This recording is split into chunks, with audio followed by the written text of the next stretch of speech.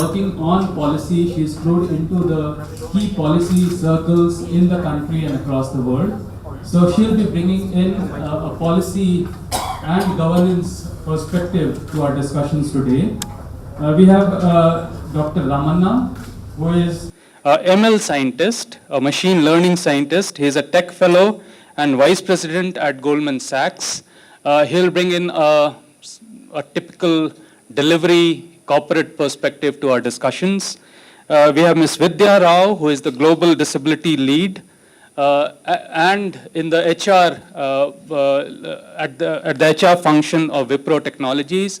She has been working on aspects of disability and inclusion in her previous career with organizations such as, I guess, Enable India. And she will bring in the HR dimension to this discussion. We have Ms. Shantala Somayaji, who is founder of Vividha Trust, and one of her students is here and has probably been all too keen to show the judges what he has done. She has been working with school students on STEM education for the last few years, and she will bring in the educators' perspective on challenges and opportunities that remain at that level. And finally, we have Karthik Sahni, who is at Microsoft now, but he is also one of the founder members of iSTEM, and he will bring in a higher education student's perspective to our discussions. So without taking a lot of time, I'll just read out a couple of paragraphs. The access of STEM education and careers in India has been a challenge. Over the past decade, new possibilities have emerged within legal frameworks and support services that are available, but they are far from being enough for it to be an accessible education and career option for students with blindness and low vision without unprecedented efforts on part of the students' personal and family resources being stretched to the maximum to make it possible. Yeah? And we want to understand how can this change. What have been the experiences and learnings so far to ensure that access to education and career of choice is an enjoyable learning experience for students with blindness and low vision, rather than a roller coaster ride of logistical planning for learning resources. How do we shift the onus of resource arrangement away from the student agency and keep the student to be a learner like other students in our education system? And how do we ensure an effective STEM education from reputed institutes translating into a successful career for students with disabilities on par with their peers? So with this, I'll request Nirmita to start. And we'll go, the panelists will have 5 to 7 minutes to make their opening remarks. I'll request all of you to hold your questions till all the panelists have made their opening remarks, and then we'll have about 10-15 minutes towards the end for questions. Good morning, everyone. You should all really respond loudly so that we all know that you're enthusiastic in listening to us, because all of us really can't see your expressions. Okay, great. Thanks. So I've been asked to talk about policy. So yeah, I think the first relevant thing, which I guess most of you already know, is that we signed a treaty called United Nations Convention on the Rights of Persons with Disabilities in 2007. We were in fact the 7th country to ratify it, and the treaty came into force in 2008. Why this is important is that the treaty recognizes that access to ICT and internet and new technologies is also a basic human right for persons with disabilities, right? It took us about 8 years to enact. It's actually at the end of 2016 that we enacted a new Rights of Persons with Disabilities Act. And this act says that for all private and public organizations, not just public, it's for private and public organizations, accessibility is mandatory for both the building space as well as information technology. And it requires that all multimedia, all communication should be accessible, right? That's broadly what it says. It says many, many nice things. And now is the moment when we need to look to make these things happen, right?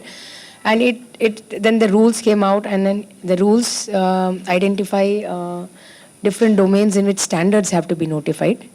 According to the Act, within 2 years of standards being notified, service providers have to make their services accessible, products and services accessible. That is for information and communication technologies. So the rules came out in April 2017, and it clearly identifies 2 standards. One is EPUB 3.0 for publication, right?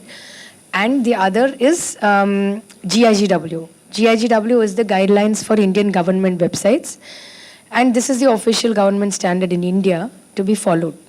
And if you go back to the Act says the standard has to be followed by private and public organizations.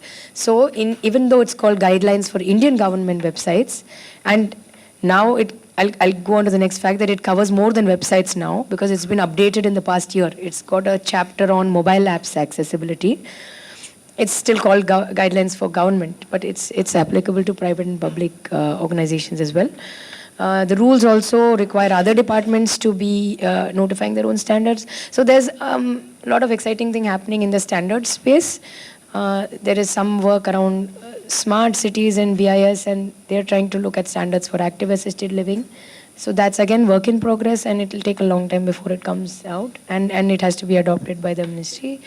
There is some work going on in MIB, Ministry for Information and Broadcasting, around standards for accessible broadcasting, basically, television, sign language, caption, etc. Some work is just starting on procurement. There's a standard called EN 301549, which is a European standard for procurement of accessible ICTs. And many of you may be knowing the 508 in US. And these are now harmonized because the 508 came up with an updated thing. So this is the most updated version which is being followed by countries. And if many of your companies are catering to these products and services in these countries, you must be following some of these guidelines. So that is where we are. We are hoping that going forward in the years to come, India also comes out, notifies some standard. I think work is just commencing on that. So if work is commencing on that in India, it will take a long time. But let me go to work which is already done, which is guidelines for Indian government websites. And now that requires WCAG 2.0 AA compliance. And it also requires mobile app accessibility. It's available on access.gov.in, the updated version. So I think biggest problem in countries like ours is notifying a policy or a standard does not mean it's actually implemented. So this GIGW has been in place from 2009. Still all government websites, hardly even like a fraction of government websites are not accessible. But now that it's mandatory, again, it doesn't mean it's automatically done. So I think a lot of work needs to be done in terms of awareness raising and capacity and the work that we do to ensure that these standards are implemented. So with that, I will conclude. Hello, everybody. Good morning, and thank you. So I think Professor Amit, correct me. I think it is Disraeli, who said lies, damned lies, and statistics. And I think basically this is a fancy name, data science, but basically mostly I will be dealing with a lot of statistics in my life. So in other words, basically this morning you have chosen to listen to a guy who is a liar.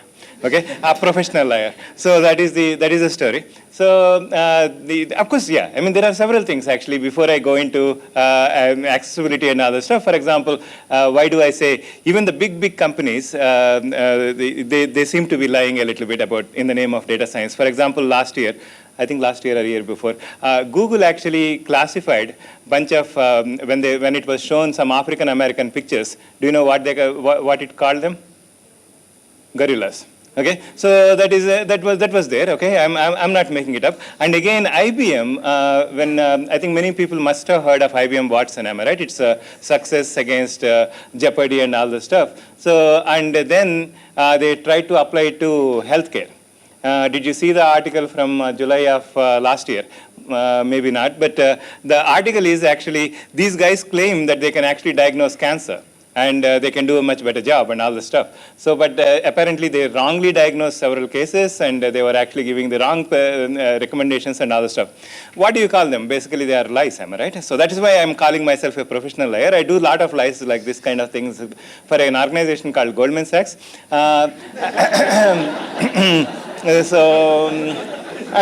And the amazing thing is they handsomely reward me for that. I don't. So anyway, that is the main thing. But The thing that I wanted to tell you also is my legal department asked me when Karthik actually requested me to come here and speak. The legal told me, I have to explain to you before I really say anything about whatever I am going to explain to you. I am actually speaking in my personal capacity and I am not representing Goldman Sachs. Thank you very much. I took care of that one. In case somebody is recording my speech and putting on the web or something, I don't want them to come after me. So anyway, that is the thing. And the main things that I wanted to tell you is I'm lucky enough to work for 4 big companies in India, IBM, SAP, and Amazon and Goldman Sachs. So I wanted to tell you some of the things that I experienced as far as the accessibility goes and how the accessibility is, I mean, there are still problems, but we are getting better at it. Okay, so that is what I wanted to tell you. One of the things that I personally need most of the time is, like many of you, most likely, many of the visually impaired people in this hall might be requiring. JAWS is very important for me. I think I did not start using the NVDA as yet. I think I used it a little bit, but somehow I got so much used to JAWS, so therefore I haven't switched it as yet. But I think hopefully one of these days. And in addition to that, you should remember I am a very old man. When I was going to school, dinosaurs were still here. Okay, so that is the reason. So therefore, it's much more difficult for teach the new tricks to the. Okay, whatever. So you got the point. So that's why I'm not able to pick up the NVDA as yet. But one of these days, hopefully, I'll pick it up. But I use JAWS and.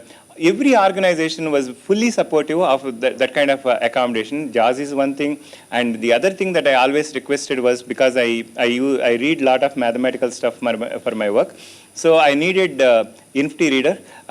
So that was, of course, Akashdeep might be in the hall somewhere, but yeah, over here. So he's actually going to replace this one, I think it looks like. He's going to come up with a much better one and much cheaper version for all of us from Delhi IIT. So that would be even better for us. So, but currently INFTI reader does a very good job, but it certainly fails. But again, it is a very expensive piece of software. And again, all the companies that I worked for, they all bought this one for me.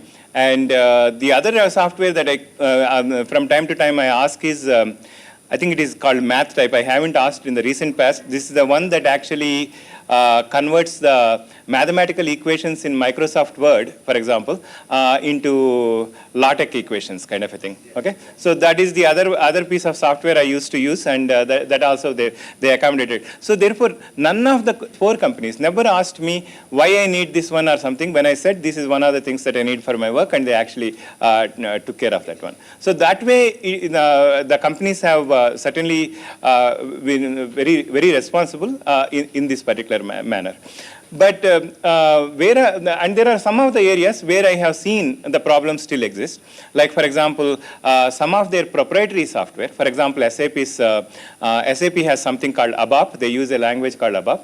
And if you look at some of the screens of ABAP and all those things, they are, at least when I was working there, I think now it might have improved. When I was working there, still it was not accessible.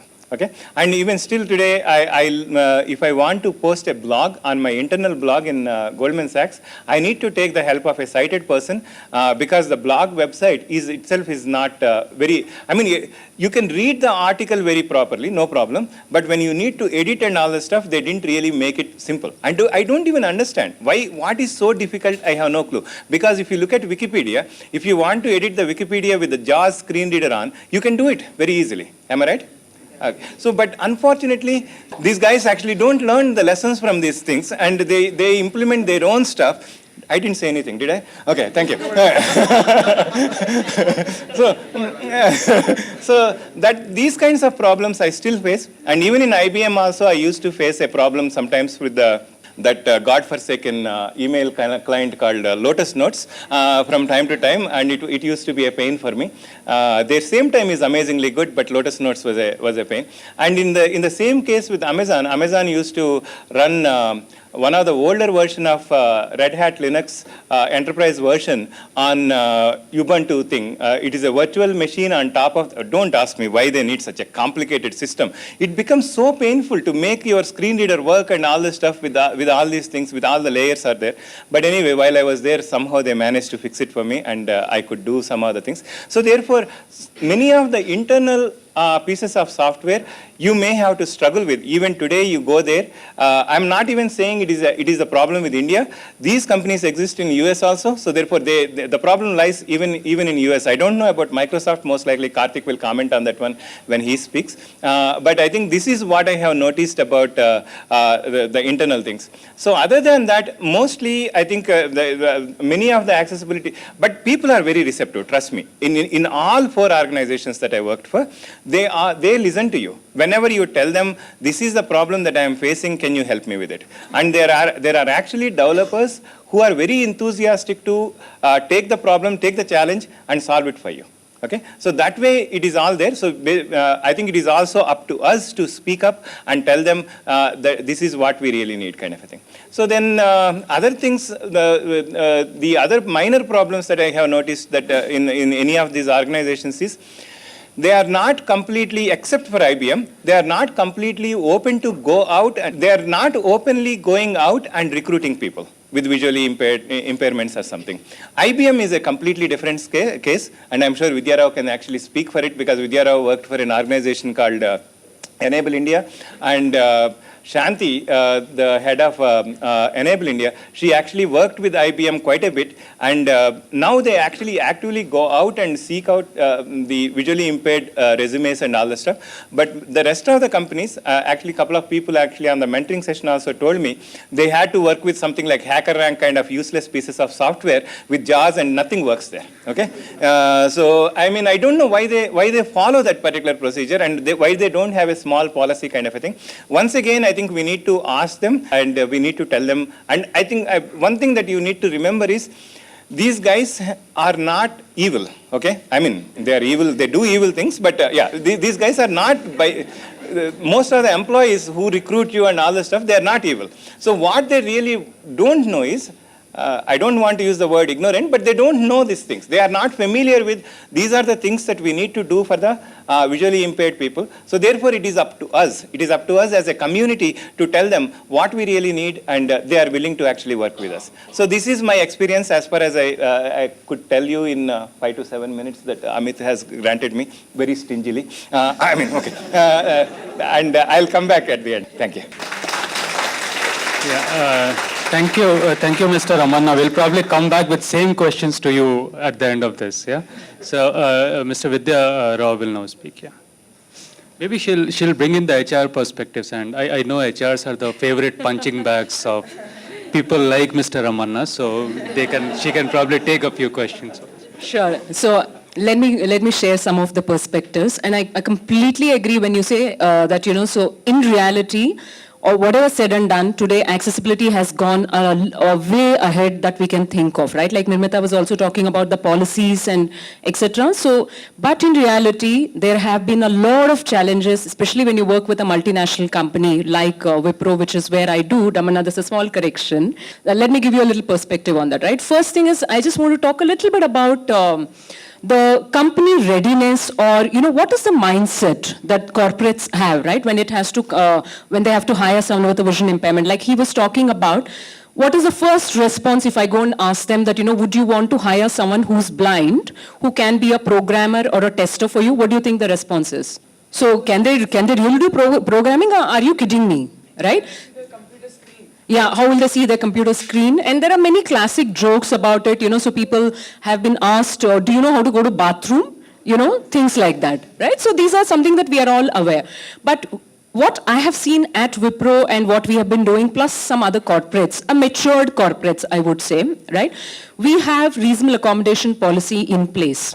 So which is extremely important because policy procedures for every company is what really brings people together, is really what everyone, adheres to, right? Everybody really works towards that. You cannot violate a policy in any organization. So the reasonable accommodation policy really helps in terms of not just the hiring, also post-hiring, whatever the inclusion, procuring, JAWS, NVDA. Of course, NVDA is free, but anything else, right? So that is one. Now, like icing on the cake, we also have the equal opportunity policy for persons with disability as per the RPWD Act, right? So currently at Wipro, we are framing that policy, so which definitely ensures and strengthens the whole process. So that is something that, so I'm very, very keen about, and I'm sure a lot of corporates perhaps would have already framed one such policy, right? So that is, while that is there, corporates do get a lot of worried, especially when it comes to the compliance factors, they're very worried. But in reality, does it really result in the day-to-day action? Trust me, the answer is no. So therefore, what is the answer for that? So the answer is, here is a model that we are trying out with Wipro. And I'll be very happy to, have an offline discussion with IITB, and see how best we can make this accessible for our folks with vision impairment, right? So the model is, they have something called Talent Next, which is basically they collaborate with the mainstream universities, colleges across the country, give professors a kind of a 2-week orientation program on what is the industry requirement, especially, keeping Wipro's business, point of view. And also not just the orientation, give the professors and the students of that college access to Wipro's modules. Right? So when you get access to those industry-specific modules, it could be anything. It could be Java, it could be mainframes, it could be VBNet, whatever that different technologies, right? So while you're doing your academics, imagine you're also getting an access to a particular industry module where you can go learn, enhance, give assessments, practice, explore, etc. That is a very, very interesting model which bridges the gap between HR, the business leaders, and the folks, the job seekers with vision impairment. Why? Because we all know, like we said earlier, nobody in reality wants to say, will say that, hey, come, you're blind, are you a programmer? Come, I'll hire you. No. That doesn't happen. Perhaps, we are 3 decades behind that, perhaps, right? So now this model is going to really help in terms of you proving yourself in action. While, by the end of the model, you would have actually proven yourself in action, and then the business leaders know that, oh my God, here is somebody who have already done that module, who have gone through all these milestones, right? So then I am okay to hire such a person, and they will, a lot of their inhibitions and apprehensions would have addressed, right? So that is the beautiful model that we are currently putting, in shape at Wipro. Now, while this is again very important, let me tell you from the accessibility point of view what happens, right? So Wipro plus a lot of corporates today, like IBM, SAP, etc., do have an accessibility in-house people. So it could be some of them are subject matter experts, but that accessibility is very, I would say, so confined to a lot of in-house applications, right? The attendance portal, the time, HR portals, and learning portals, etc. So like Ramana was talking about the challenge, if you have to work as a developer in a client's environment, what kind of crazy challenges are you going to come up with? So it's important that you get yourself equipped with that, right? So just to give you some of the examples, I don't know if you all have heard of, how to work with, Citrix. If you're a JAWS or an NVDA user. So the solution is that, you will have to install JAWS or NVDA on the host machine. Only then you will be able to access and code and interact with the Citrix platform on your machine, right? So there are various crazy stuff like there's one particular software, which exists in the IT world, which I'm not sure of the name, but for that, I remember that, we used to use only hotspot clicker. I don't know if you all are aware of hotspot clicker. Hotspot clicker is basically that enables, it kind of enables the keyboard to kind of, do the, come up with a keyboard command. Otherwise, it works only with mouse. So it is it helps configure JAWS to do the keyboard command. So that is how, as a person with vision impairment, you will be able to access a particular application, right? So these are the real-time challenges that you will come across. So getting yourself equipped on the accessibility front is one of the most critical things. But let me tell you one of the last pieces, but which is very crucial, I must say, right? So even though company may have policy procedures and let's say the things are accessible, if you do not have the right attitude, right? I'm sorry, nobody can survive. Ever, and especially in corporate sector, because the system throws you out very badly. And what do I mean by right attitude? Don't get me wrong. So nobody sitting in the room have any bad attitude. But the attitude of learning constantly, because we have heard from Ramana, and if I talk more challenges on the accessibility front, on a day in and day out, whatever said and done, you will face a big amount of challenges in terms of accessing a particular application. Sometimes it could also be your basic application. So therefore, if you do not have the right attitude, right? If you do not have a positive attitude, I would say, so that everything is going to go for a toss. So make sure that while you're pursuing your education, you may want to also focus on how to build the right attitude. So attitude of learning, attitude of being assertive. That is something is extremely important for someone with a vision impairment, because a lot of times people tend to be a little submissive. So do you all agree with me? Have you seen with people like that? Right? So that sort of an attitude, that sort of an approach will not help. So I don't think having done computer science graduation, having capability of working as a software programmer in a multinational company, if you are made to sit in a corner, give samosas, and during your team outing or the birthday parties, and not take you in the birthday parties, would you appreciate such a culture? Not at all. And who stands up for it? It's only you. It's me and you, right? It's basically I. So that is the attitude that you need to develop, because self-integration, the self-advocacy is most important. So while we will have all these models, beautiful things coming in place, so you may also want to work on that aspect. All right? Thank you so much. I hope it was helpful. Thank you, Vidya. We'll get into something more at an eye level, I guess. We were coming from a global policy structures kind of thing and getting into individual agencies. So I think that's a good way to progress the discussion. And Shantala has been working with a lot of school children. One of them is here over the past few years, and she has been conducting some very interesting sessions with these children and making them interested in STEM education. We'll listen to her experiences and her perspectives on this. Thank you, sir. So we've heard a lot about STEM education higher at employment, from employment perspective. So where would all this begin? Is when they are children, right? So I'm sure all of you have had good support to be here doing hacks on various apps. I'm sitting next to a liar, but I'm a teacher, basically.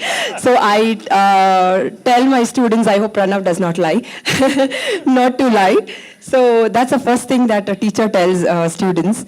And apart from that, so we work with, so what are the opportunities that children have at young age to develop interest in science? Like Professor Amit said in the beginning, it's a lot to do with the family. So the children and his or her family have to really do all the work to be able to, get the child into a STEM education. Because there is no other support as of now. So let's see what are the services available. So NGOs, there are a lot of NGOs that support STEM education these days. Yes, it's a good news. To start off with, for example, a child, what does a child require to start at a very young age? Something like a Braille book. Yeah, book, access to textbooks that other children have in an inclusive system. Now, where would the big books come from? Definitely not from the school. So currently, if you are lucky enough to be associated with NGOs like Matru Chaya, yes, you get accessible Braille books. And Math Braille, again, Mr. Ramana was telling me that he wants to teach his daughter math, and he does not have accessible books. Now, there are, like Matruchaya, there are organizations which do math braille as well. But what if you don't know braille at all? Then, if you're lucky and are part of organization like Bookshare or NGOs like Mitra Jyoti, they do audio software. So you do have books available in audio format. Again, math is a challenge over there, but there are people working on that as well. So books are in place. Now what next? You need a teacher. Now, very few students go to regular mainstream schools. Very few students who are visually impaired go to mainstream schools. Now, mainstream schools as such deny admission. And secondly, if it comes to math and science, they are like really shaken.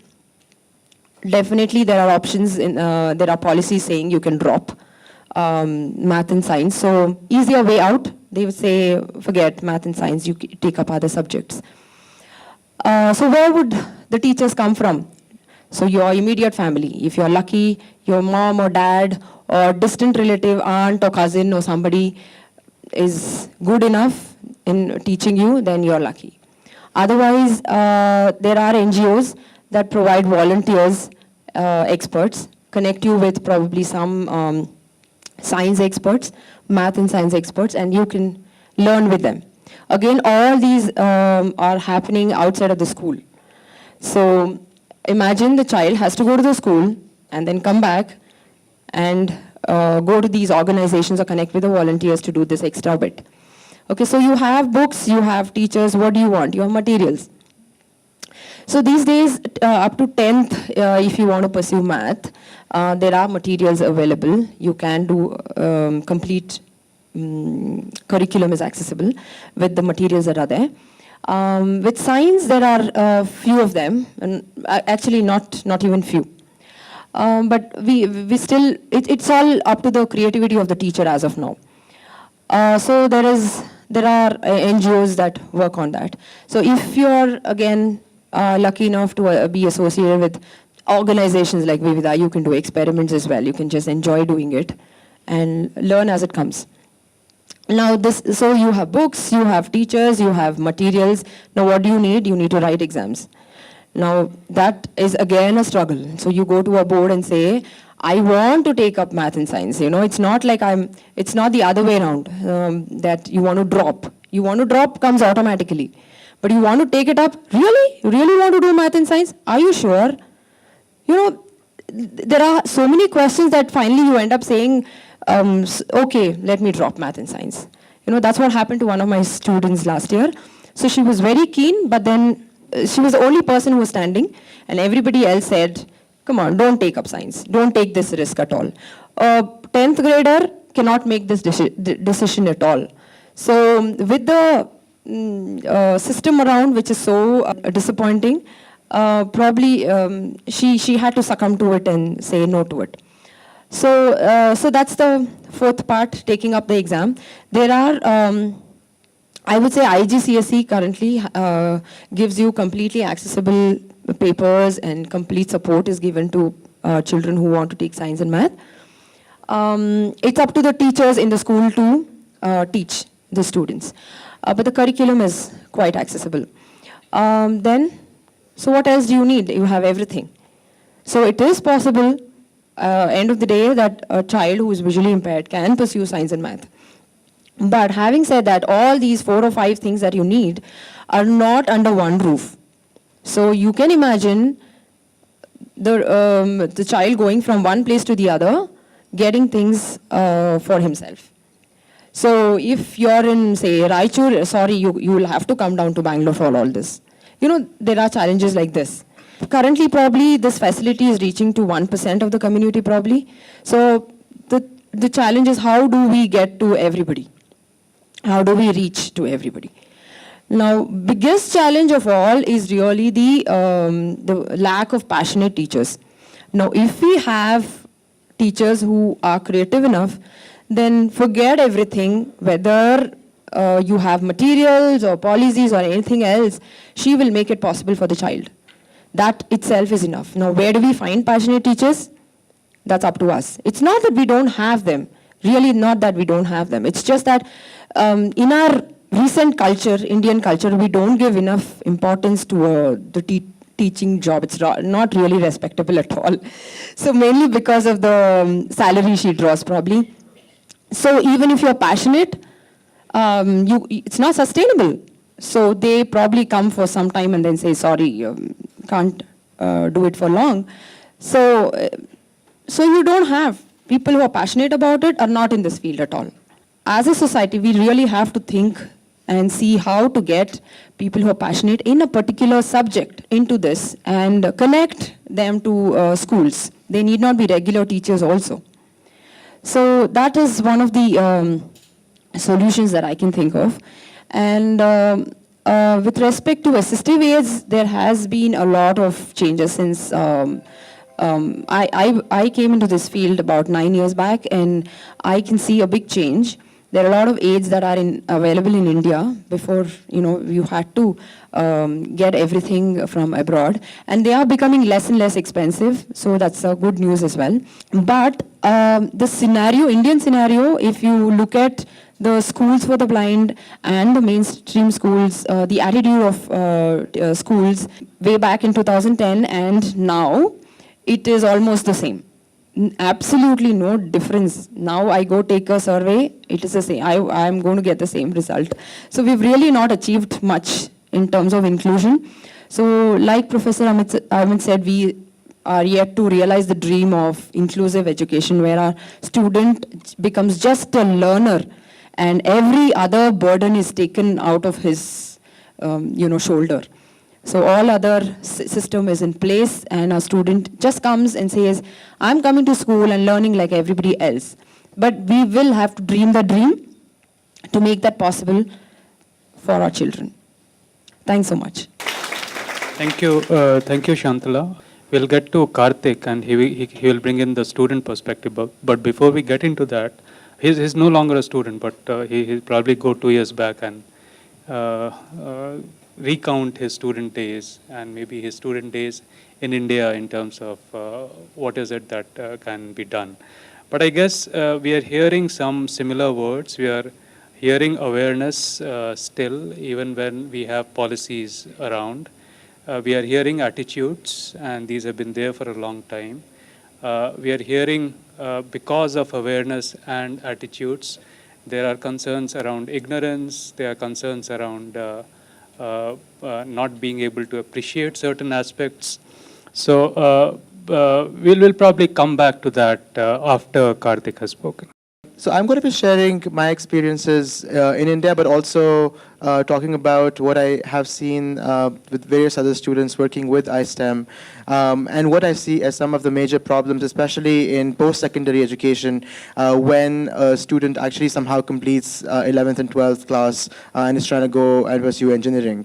As the panelists mentioned, a lot of this are the same challenges. Again, lack of awareness, attitudes is probably the biggest challenge that the student faces, even when before they decide to actually apply it. Because, for example, in my case, when I wanted to pursue science in the 11th and 12th, some of the teachers that were the most supportive teachers and my mentors until the 10th grade were like, "Are you crazy? How can you do it? You will fail. I guarantee you." Right? So that's not going to work. I remember my mom, whenever she would come to my school, Mrs. Sani, I have an advice for you. Please somehow convince Karthik he does not do it. This is going to ruin his life. This was the everyday thing, and my mom was like, somehow I try and avoid those teachers so I don't have to listen to it's almost like this radio playing every day and me trying to avoid it. So I think definitely the biggest problem is, again, this lack of awareness and this lack of this notion of like the abilities of people with disabilities, right? Again, they're not at fault, right? Again, as one of the panelists said, they're not evil people, right? I don't know much about hard of hearing is either, or other disabilities, just as how they don't know about how I work.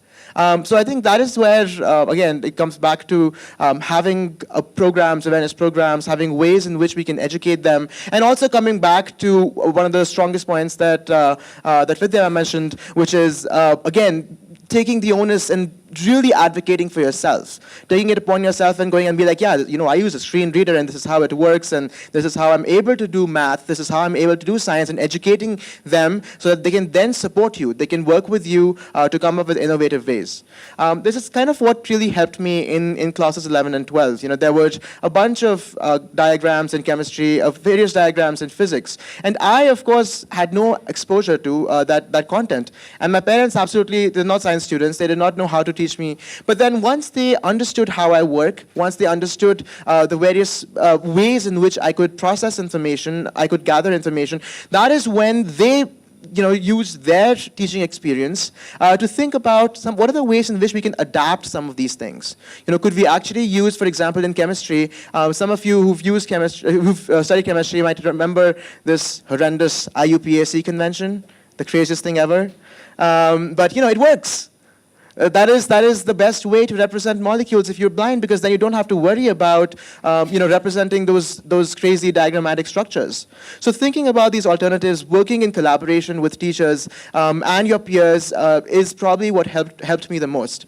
But coming to the post-secondary education part of it, I think it starts off again at the entrance test level. I think the biggest problem that we face the world over is our resistance to change. We've had these testing processes for these institutions for the past for the past century, and we just don't want to evolve, right?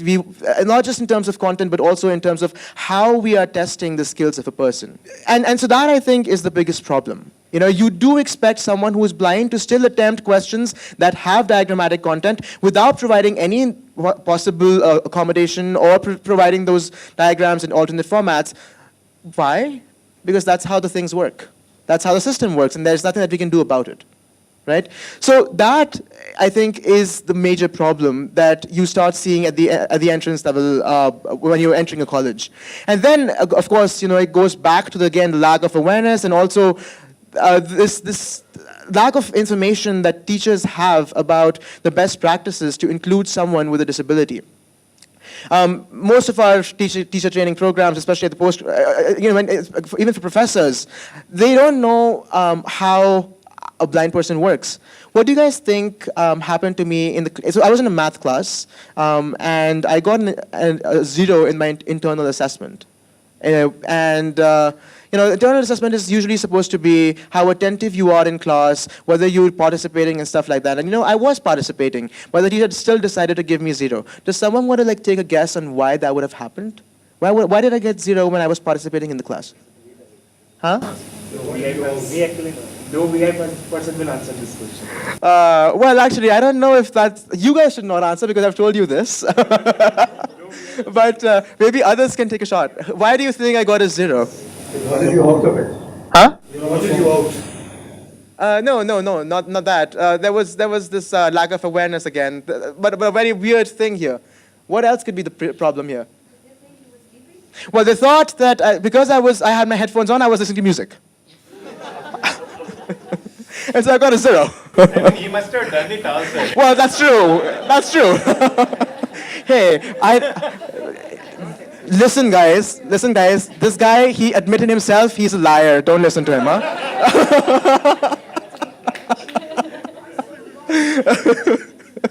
All right. So I think that's the problem, right? Because again, teachers don't know. They just assume that this is how the general systems work, and this is how they want to generalize, right? So that is a big problem.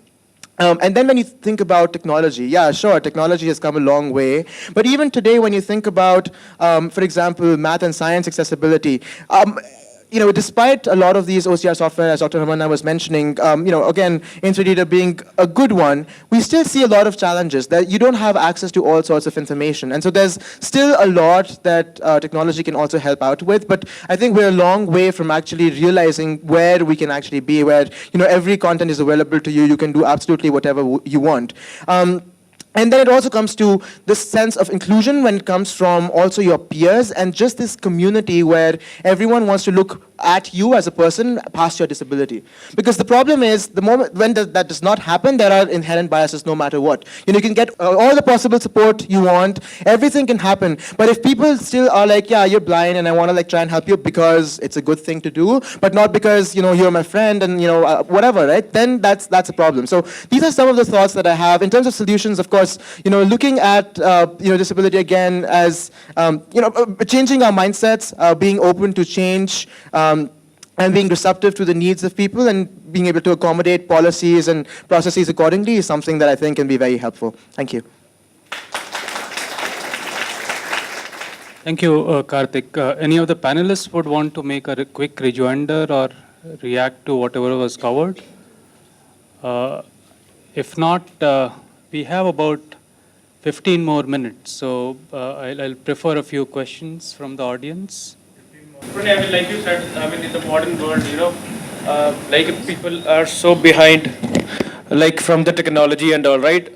Like in terms of they are not able to access the application. There are lots of problems, they generally face in the modern world. But don't you think the way we develop the application, the modern framework, the web layers actually, came into picture that make your productivity, fast and efficient? That same thing is actually killing like the people who want to use their application, who are the visual imperative like folks. Because to be very frank with you, I'm a UI developer. So for me also, I'm using, these technology from last 8 to 10 years. So there are a couple of things, I have learned here, but there is no like suite where exactly we can test our application, whether we have done it in a right way that can work for everyone. Okay, I'm still trying to rephrase the question. Basically, the question is mostly about it is the rapid development that actually is not allowing us to come up with a good software that is actually accessible. Is that the question? I still haven't 100% understand the question. So, if I rephrase my question, Yeah. If I create a web application, for example, right? Yeah, correct. Okay. So there are modern ways to create a web application. Yeah. Okay, where exactly the layering comes into picture, and they, don't use the basic, the functionality of markups in HTML, right? So because of that, we actually lag behind where exactly it meets with the requirement where everybody can use their application widely. Yeah. So, what's your thought on this particular one? I don't know exactly, but I think the question is several times you are aware of certain particular technology and you develop in that particular technology. It is not the intent of the developer that he wants to make sure that the application is not accessible or anything. So basically the idea is he needs to know what are the things that are available, number one. Number two, you also need to make sure the technology, in some cases actually it might be a lot more difficult to make it actually accessible, 100% accessible, whatever may be the reason, it will take little longer time. And everybody, for example, if you talk to my manager, if I ask him when do you need this software by, or when do you need this program by or something, his standard answer is yesterday. So that's the problem. So therefore, I think the time is one of the most critical things for all these people. So therefore, that may be one of the reasons why we are not able to do certain things. But actually, one of the things that I also feel is, if that is the thing that is actually stopping the developers, in general, that is not the case. Most of the time, it is not, like Karthik said, it is lack of awareness. People don't know such a technology exists, how you can actually make sure that there is a proper alt tag and all those things. They are not aware of it. They are not thinking in those lines. For example, when he or she is developing the thing, they are not really thinking about a blind person accessing the same application. They are thinking about how to make the application very functional and working for most of the people, majority of their consumers, that is sighted people. Am I right? So that is what they are trying to do. So therefore, it is it is okay maybe to some extent, let them actually do that one to some extent, but later on I think it is up to us to actually bring it up to these people, users to also bring it up to these people, see this application is not accessible, so can you make it applicable? And most likely, in most of the cases, it is not that difficult to make, once the application is developed, it is not that difficult to make it actually accessible. So you could also do that one also. So that is the thing that we may need to do, and it is similar thing. Like for example, you might design a beautiful city like Chandigarh kind of a city, okay? And the problem is the sidewalks may not be or the footpaths may not be completely nicely aligned for their whatever, sloping down to the road for a wheelchair to progress. It is not completely the problem of the architect, okay?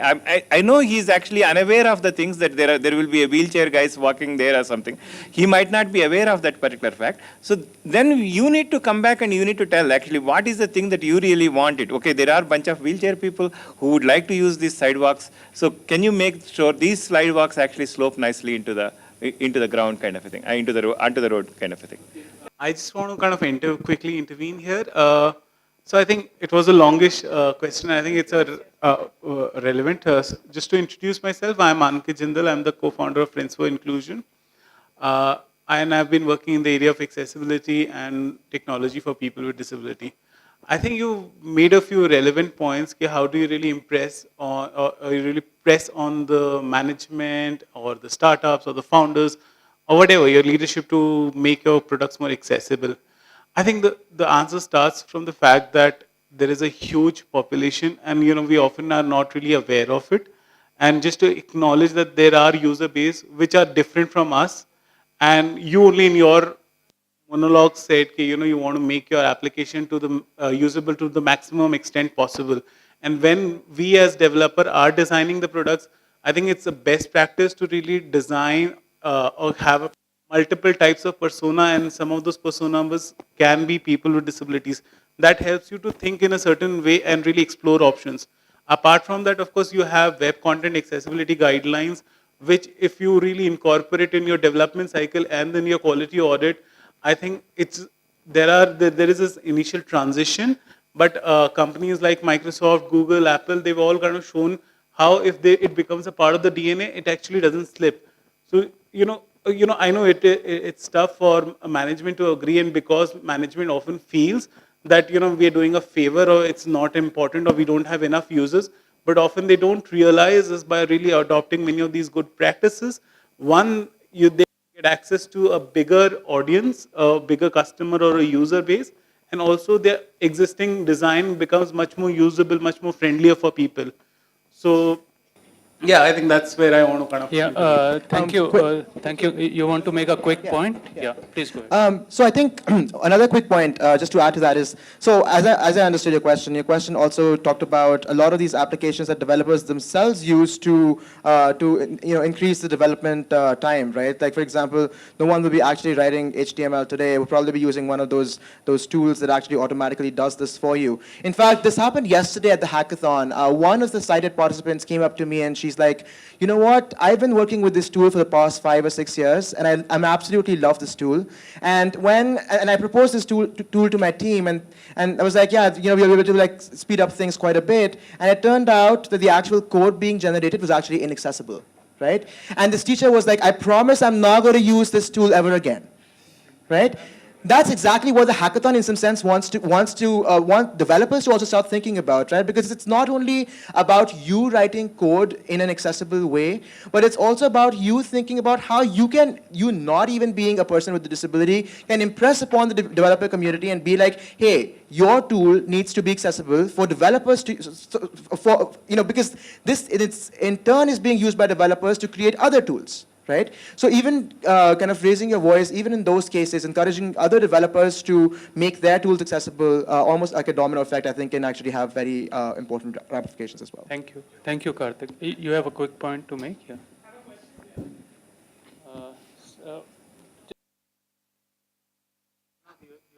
Hi. Thanks, Ankit, for making that point, and I'm sure Nirmita also would have a point. And my question is towards Nirmita, but also adding to the discussion that we are doing. Basically, what Rishu is asking about is, after the developers have done their bit, how do they ensure? So that's where the accessibility testing comes in place. I understand what to bridge the gap, and also not at only. So we have to play in both a stick and a carrot method. The carrot is basically the business case. That is the carrot is the business case wherein even a Microsoft Forrester study says that if you make something accessible, 57% of the population benefits, not only the person with disabilities. And my question to Nirmita to pitch in over here was if she can elaborate on the requirements of the Persons with Disabilities Act, as she was telling about that 2 years timeline has been given. That means this April 2019, by which the services have to become accessible. So if you can elaborate on that, what it means for corporates to their customers as well as to their employees in terms of services.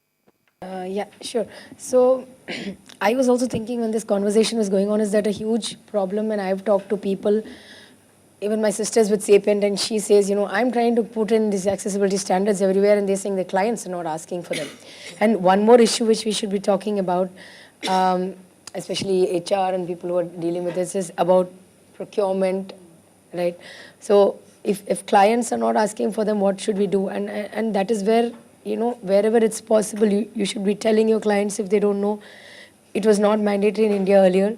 Now it's mandatory, and you have to comply with the standard, and you have to comply with the law. So even if it's not, part of the requirement, you should be providing it. And what the law is saying, that you have to comply, otherwise you're in violation of the law, and you can be taken to court. So you have the standard, and 2 years since the notification. So it's compulsory, and I think that conversation should, if it's not already there and your clients are not already saying it, you should be telling them that you don't know about it, and that's, again, part of the whole awareness thing, your contribution to awareness raising, that this standard exists and it's mandatory. Okay. Now, just to add to that, so when people say this client is not allowing or client is not permitting, my question is, who is this client? Because everywhere in the world, we have the law and policy across, right? In India, we have RPWD Act. In America, we have American Disabilities Act. And making digital platform accessible is a mandate for a lot of developed countries today. So I don't think even a client can run away from this. I think, like Nirmita said, that, it's just about asking the right question to get it done. So I also think a lot of the clients who do not ask for it are Indian clients, a lot of the times, right? So again, it's an awareness problem. I'm telling you, I've gone to government departments, and and I said, there's policy, MAT, it was notified, like 3 years ago. They said, अच्छा जी, okay, fine. वो हमारा जो focal point है उसको गया होगा, हमें नहीं पता, and it happens. It's within the government, and I've gone to NIC in state, and I said, 2009, and they called me a year ago to talk about GIGW, which NIC had notified in 2009, and they called me a year ago. And what they said is, we don't understand how do we do it, who can, how do we do it? And I said, this is NIC's guidelines, and you got it out so many years ago. I said, yeah, but we don't know. I said, but it's WCAG. WCAG has success criteria. WCAG is, technical information. He said, really? And then when this entire GHW was getting updated, one of the things we did is, you have to reference the guideline. They're saying it's all there in WAI. They've got everything there. But I said, but people don't know which guidelines it's corresponding to. So you don't need to redo stuff which is done. But please, in your new guidelines, reference the WCAG guideline you're copying into your main GIGW. And I think that has been done now. But again, it's again at every time, everybody who can talk about it should talk about it. And that's how word spreads. It's not like one government notification and awareness is done. They've done their job. It's about each person in that organization talking about, and not in an organization, outside, in your colony, in your society, you coming out with something. Each and every one of us talk. That's how it's going to reach out there. Thank you. Shantala, you want to make any final concluding points? So I can go back to the school days of all of you. Maybe if you can just go 10 years or 5 years back and see. So where would it all begin, and how would we advocate ourselves? So a lot of self-advocacy came up, and lot of, it's okay for others not to know about vision impairment like we don't know about a lot of other disabilities. So how do we, each one of us, become self-advocate and spread the message? How do we bring in the awareness in the society is something that I think we all have to think about, whether it's technology or overall inclusion, whether it could be a wheelchair accessibility or you want accessibility with respect to signal or anything. So the same thing comes down to science, STEM education as well. It is in our hands, is what I feel. More than complaining that the system is not working, can we think what we can do to change the system, is what I feel. Thanks so much. Thank you, Shantala. And given that we were discussing about communications, awareness, everything, we have Vasanti Hariprakash, and we'll look for answers from her when she talks to all of us during the closing session. Yeah. Before we break, as a token of our appreciation, may I request Vidya Y to give away these gifts to our panelists. Yeah.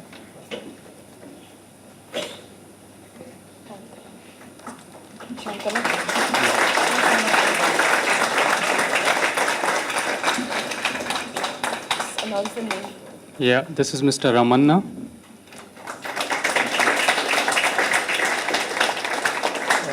He's Karthik. Nirmita and Vidya Rao. Yeah, thank you so much, all panelists, and thank you all for being here. I had just one request. This panel was kind of curated for a particular reason. Is that you notice we have people here who spoke from the policy side, from the side of the student, from higher education, from the corporate. You know, the idea was to string all this together and engage in this together. So like what Shantala said, it's for us to do this. It's for us to take this forward and us to solve the problem instead of just blaming the system. So let's work together to make this happen. So I would request that the iSTEM group has an extension, which is iSTEM Friends. And all of you, we would send requests from the iSTEM group to join the iSTEM Friends group so that we can engage in it together and work towards it. Thank you so much.